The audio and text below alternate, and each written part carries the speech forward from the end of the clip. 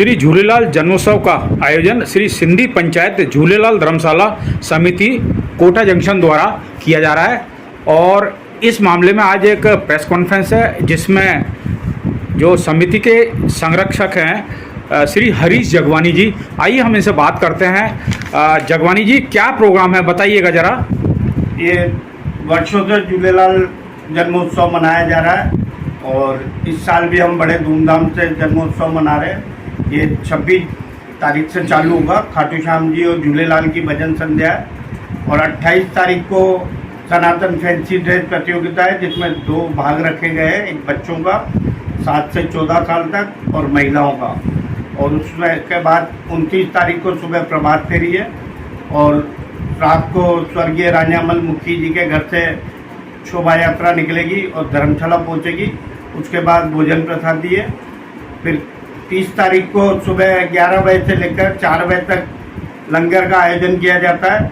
लंगर में 4 से 5 हजार लोगों का भोजन प्रसादी वितरण की जाती है। लंगर कहाँ होता है सर? ये धर्मशाला के बाहर। धर्मशाला के बाहर। हाँ। तो लंगर के सिर्फ समाज के लिए होता है या सभी? सर समाज के लिए होता है।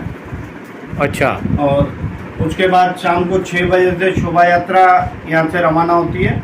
मुख्य बाजारों से होते हुए थाने पे समापन किया जाता है और उसके बाद जोत सतेश्वर महादेव पर विसर्जन की जाती है और इसमें आप अधिक से अधिक संख्या में पधारें, हम आपका स्वागत करते हैं। ये एक चीज़ बताइए जगवानी साहब, ये जो आयोजन होता है कोटा में अलग अलग क्षेत्रों में सिंधी समाज के लोग निवास करते हैं और अलग अलग क्षेत्रों में झूलेलाल जयंती मनाई जाती है, तो स्टेशन क्षेत्र पे आपका अलग से आयोजन होता है या शहर वाले अलग करते हैं, आप अलग करते हो? नहीं, सभी सब एरिया की जो पंचायत है वो अपना अपना करती है, स्टेशन अलग करती है। और इसमें हम लंगर सेम डे करते हैं। जिस दिन ये चेटीचंड होता है और जगह एक दिन बाद होता है। इसमें हमारे यहाँ बहुत सारे शहर के भी हमारे समाज के लोग आते हैं और प्रतिनिधियों को भी बुलाते हैं हम, तो बहुत विशाल भंडारा करते हैं हम।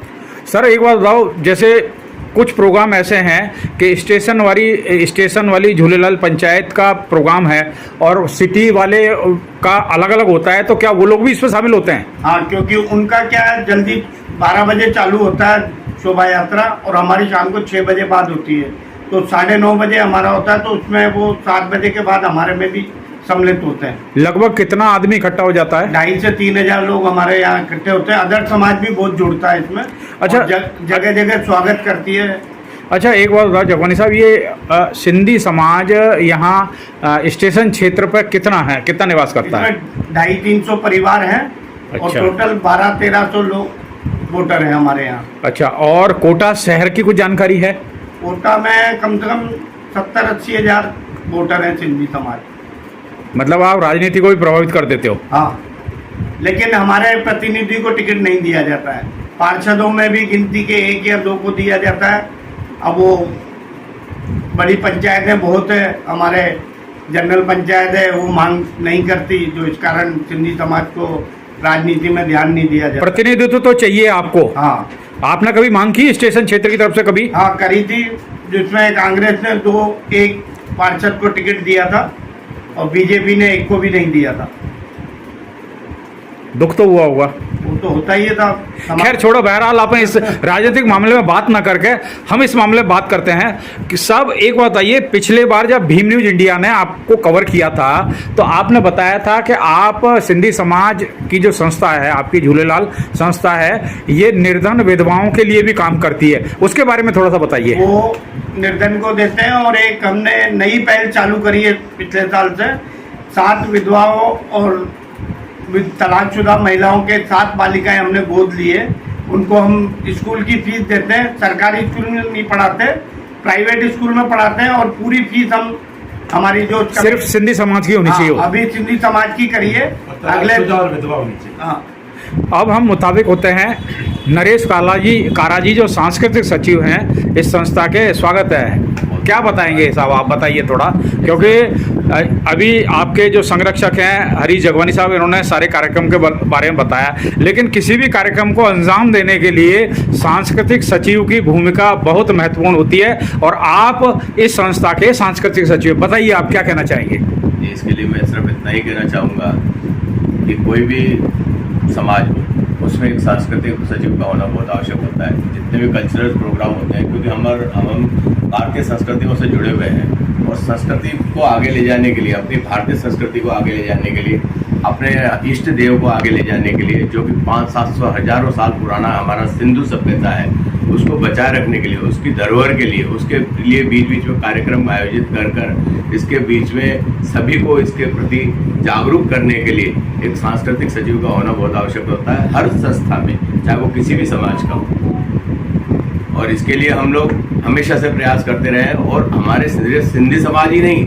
हम अन्यत्र समाजों को भी अपने साथ लेने की कोशिश करते हैं कि उसमें हमारे साथ सभी समाज जुड़े, हमारे साथ सभी समाज जुड़ के हमारा कार्यक्रम करें। और इसी उद्देश्य को देखते हुए हमने इस बार जो सनातनी फैंसी ड्रेस कंपटीशन रखा है पहली बार, जिसके अंतर्गत हमने और धर्मों की भावनाओं का भी ध्यान रखते हुए इसका हमने किया है कार्यक्रम। और धर्म से मतलब? और धर्म से मतलब जैसे क्या होता है कि कई धर्म ऐसे हैं जिनको ये चीज़ बिल्कुल स्वीकार नहीं होती कि आप किसी का भी वेश धारण करें। जैसे कि आपने कृष्ण का वेश धारण करके आप आए, या फिर राम भगवान बनकर आए, या फिर आप हनुमान जी बनकर आए।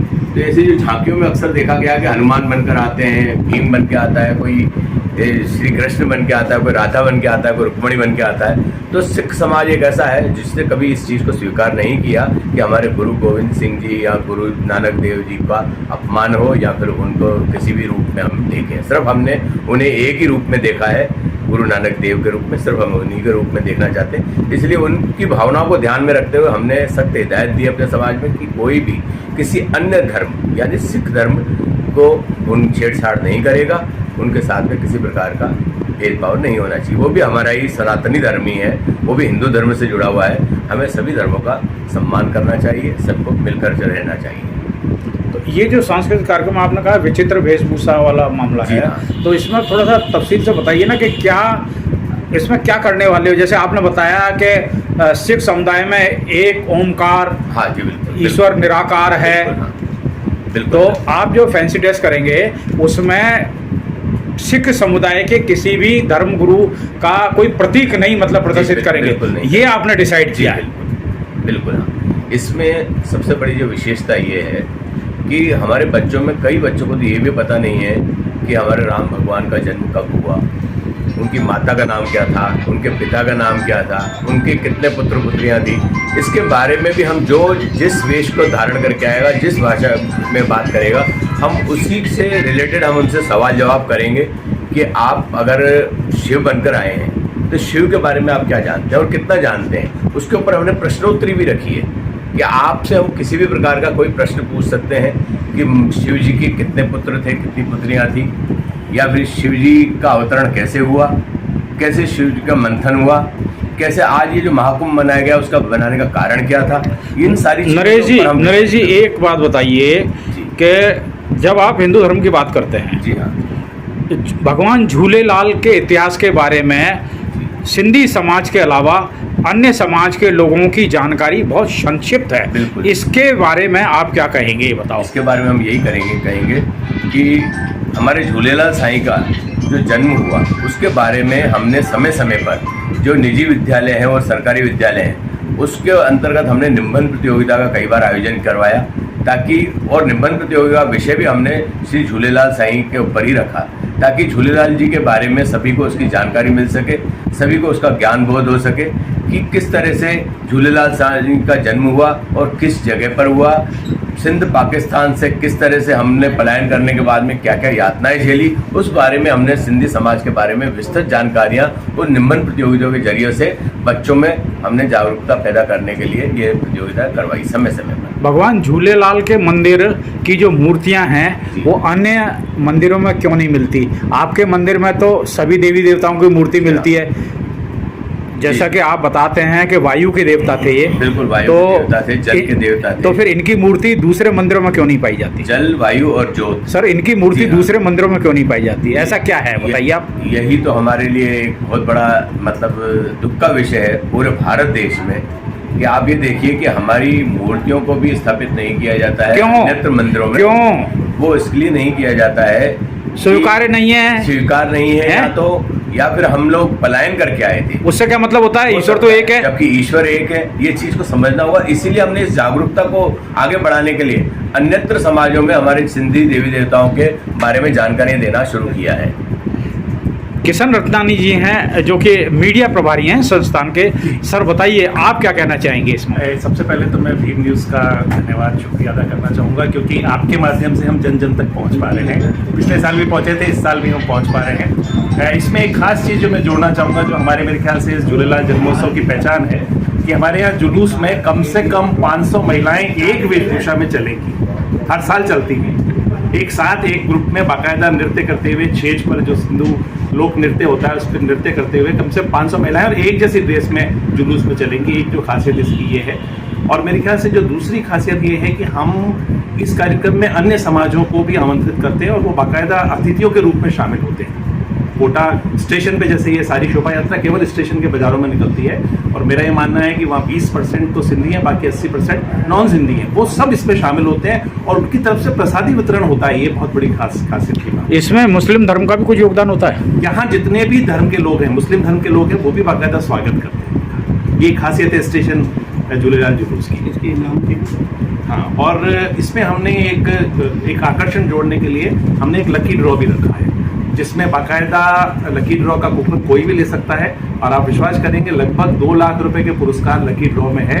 और नॉन सिंधी परिवार उस लकी ड्रॉ को बहुत अच्छे से लेते हैं, क्योंकि उनका कंट्रीब्यूशन इन सब चीज़ों में होता है। तो ये खासियत है। बहुत बहुत शुक्रिया, आपने मुझे वक्त दिया और हमारी पंचायत को वक्त दिया। हमारे अध्यक्ष महोदय हैं बजरंग सुखवानी जी। बजरंग सुखवानी जी अध्यक्ष हैं। सर आप क्या कहेंगे बताइए, क्योंकि किसी भी संस्था का जो अगुवा होता है, लीडर होता है, या कोई संस्था काम करती है, वो अध्यक्ष के निर्देश पर ही करती है। आप बताइए, आप क्या कहना चाहोगे? सबसे पहले तो आएगा झूलेलाल, उसके बाद तो हमारी टीम इतनी सक्षम है, मेरे को कुछ करने की जरूरत ही नहीं पड़ती। इनका राजकुमार। हाँ, राजकुमार जी बत्रा साहब। सर बताइए, आप इस संस्था के उपाध्यक्ष हैं, और अध्यक्ष की एब्सेंस में उपाध्यक्ष का रोल बहुत ही महती हो जाता है। आप बताइए, आप क्या कहना चाहेंगे? आप सबसे पहले तो आप सभी लोगों को जो हमारे चेटी चंड महोत्सव में आएंगे उनको बहुत बहुत शुभकामनाएं हमारे महोत्सव की। इसके अलावा जो आज सिंधी धर्मों में हमारे कोटा के अंदर 28 पंचायतें हैं, और हर जगह अलग अलग जो कार्यक्रम होते हैं चेटी चंड पे, उसमें सबसे ज़्यादा महत्वपूर्ण जुलूस हमारे कोटा जंक्शन एरिया का मनाया जाता है, और भंडारा भी सबसे ज़्यादा सबसे बड़ा हमारा होता है। इसके अलावा जो पुरस्कार की जो हमारे टिकट वितरण किए गए हैं सभी लोगों को, सभी अन्य धर्मों के लोगों को, उनके लिए पुरस्कार वितरण किया जाता है, जिसमें सबसे पहली चीज़ ये है 2 लाख रुपए के पुरस्कार इस बार वितरित किए जाएंगे। उसमें कोई भी व्यक्ति जिन्होंने टिकट लिए हैं उस व्यक्ति के नाम यह पुरस्कार प्राप्त हो सकता है। महासचिव हैं गोपाल मूलचंदानी जी। भीम न्यूज इंडिया के साथ इनका पुराना इंटरेक्शन है, और चूंकि आप जानते हैं कि संस्था के महासचिव हैं और शानदार लीड करते हैं, काफ़ी समय से हैं। आप क्या कहेंगे गोपाल जी? सर इस बार जो है हम लोग छठी भी मना रहे हैं 4 तारीख को, 4 अप्रैल को, और जो है ये पूरे इस कोटा की संस्था जो भी हमारा संभाग है उसके अंदर सिर्फ हमारी पंचायत ही जो है वो छठी मनाती है, और ये पिछले साल से ही हमने चालू किया हुआ। इसमें क्या होता है? इसमें जो है उनका जैसे नामकरण संस्कार किए जाते हैं छठे दिन। पहले तो जो अवतार हो जाता है 30 तारीख को, उसके बाद 6 दिन के बाद जो है उनका नामकरण संस्कार किया जाता है। वैसे पहले ये कोई नहीं करता था? आज भी नहीं करता है, सिर्फ हमारी पंचायत ने ही चालू किया। उस दिन क्या करते हैं आप? उस दिन जो है सांस्कृतिक प्रोग्राम वगैरह होते हैं, और जो है उनका जन्म उत्सव मनाया जाता है, वो भी मनाया जाता है। मिठाइयाँ वगैरह बंटती हैं क्या? मिठाइयाँ वगैरह बंटती हैं, खुशी। छप्पन भोग, हाँ 56 भोग टाइप का बनाया जाता है उनका सारा कुछ। भीम न्यूज़ इंडिया को यूट्यूब पर सब्सक्राइब कीजिए, लाइक कीजिए, शेयर कीजिए, कमेंट्स कीजिए। न्यूज़ अपडेट के लिए बेल आइकन का बटन दबाइए। भीम न्यूज़ इंडिया के फेसबुक पेज को भी आप फॉलो कर सकते हैं। खबरों के लिए बने रहिए हमारे साथ, देखते रहिए आपका अपना चैनल भीम न्यूज़ इंडिया। आपका बहुत बहुत धन्यवाद।